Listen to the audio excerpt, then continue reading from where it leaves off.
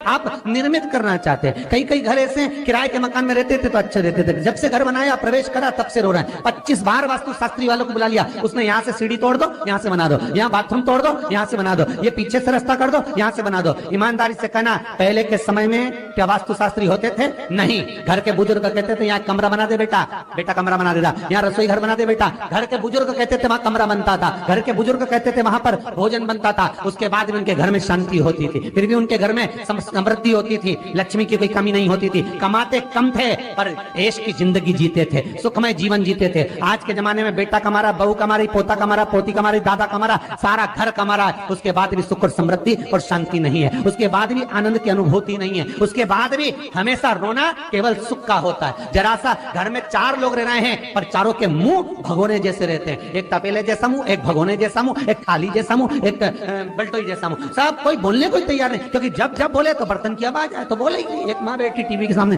एक माँ बैठी, एक सोफे पे बैठा, बोले ही नहीं आपस में। वो सुख गया का महाराज।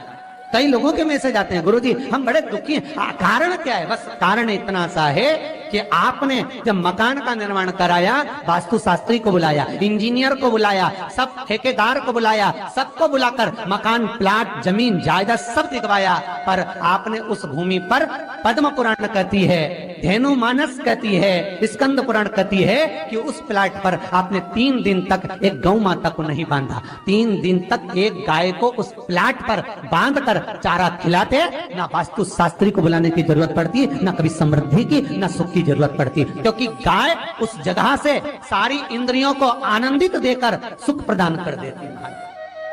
उस जगह के सारी रोग, बीमारी, कष्ट, तकलीफ, दुख को गौ माता खींच। गौ माता जैसी जगत में कोई नहीं हो सकता। हाथ में घड़ी नहीं बांधती गौ माता, पर 4 बजे आपके यहाँ रोटी मिलती है तो 4 बजे खड़ी मिल जाती है।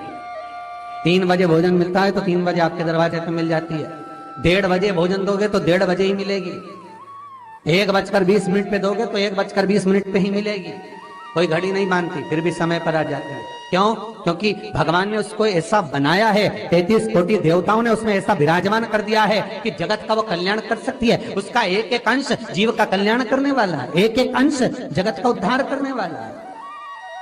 पर हम ये आज के युग में हम उसको भूल गए। आज के युग में हम ये सोचते हैं कि हम वास्तु शास्त्री को बुला लें, वो ये बता दे, हमने ये फ्लैट बनाया, हमने ये मकान बनाया, इसकी छत कैसी, इसका कमरा कैसा, वो बता देगा, सब कुछ बता देगा। उसके बाद भी लोगों को क्या सुख नहीं है, उसके बाद भी शांति नहीं। फिर चलो तो चलो किसी बाबा जोगी क्या बोल रहे, जो ऐसा घूम घूम के बताता, और उसके यहाँ जाकर पूछ लिया, बताओ बाबा जी हमारे घर में शांति नहीं, तो बाबा जी एक ही बात बोले, तेरे ही घर का है जिसने कुछ कर दिया। अब इसको याद आया 15 दिन पहले मेरी जेठानी से लड़ाई हुई थी, उसी ने कुछ करा होगा। अब बताओ बाबा जी ने आपस में ऐसा बीज बो दिया कि घर और जुड़ा हुआ था तो टूट गया। कोई बाबा, जोगी, सन्यासी, तपस्वी, साधक, उपासक कभी नहीं कहता कि घर का है। हमेशा याद रखो, संसार में किसी की सामर्थ्यता नहीं है कि कोई आपका बुरा कर दे, किसी की सामर्थ्यता नहीं।